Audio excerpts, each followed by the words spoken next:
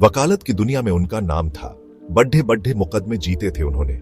सब कहते थे, वकील साहब आप तो बड्ढे खुशनसीब हैं।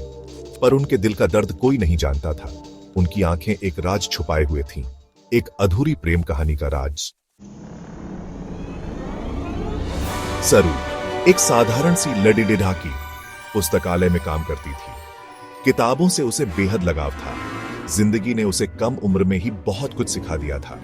मां बाप नहीं थे उसके, चाचा चाची के पास पली भरी थी। गांव के लोग तरह तरह की बातें बनाते। कोई कहता, देखो कितनी पढ़ी लिखी बन रही है।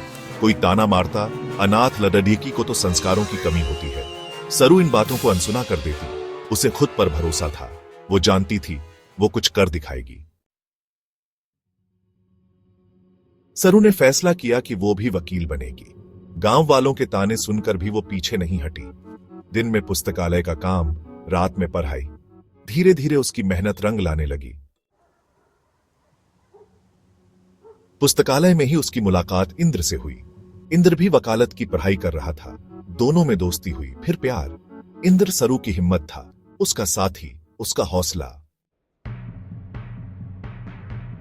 जब इंद्र ने घर पर सरू से शादी की बात की तो हंगामा मच गया।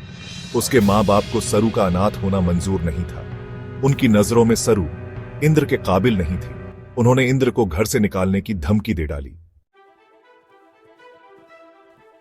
इंद्र ने अपने परिवार के खिलाफ जाकर सरू से शादी की। दोनों ने मिलकर जिंदगी की नई शुरुआत की।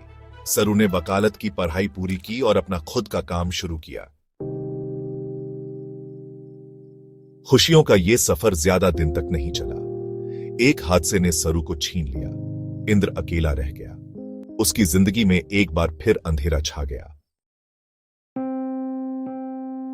आज भी जब वकील साहब अपने पुराने केस फाइलों को देखते हैं तो उनकी नजरों के सामने सरू का चेहरा आ जाता है। वो सरू को कभी भूल नहीं पाए। सरू की यादें उनकी जिंदगी का अहम हिस्सा बन गईं। प्यार की जीत हुई थी, भले ही मौत ने धोखा दे दिया।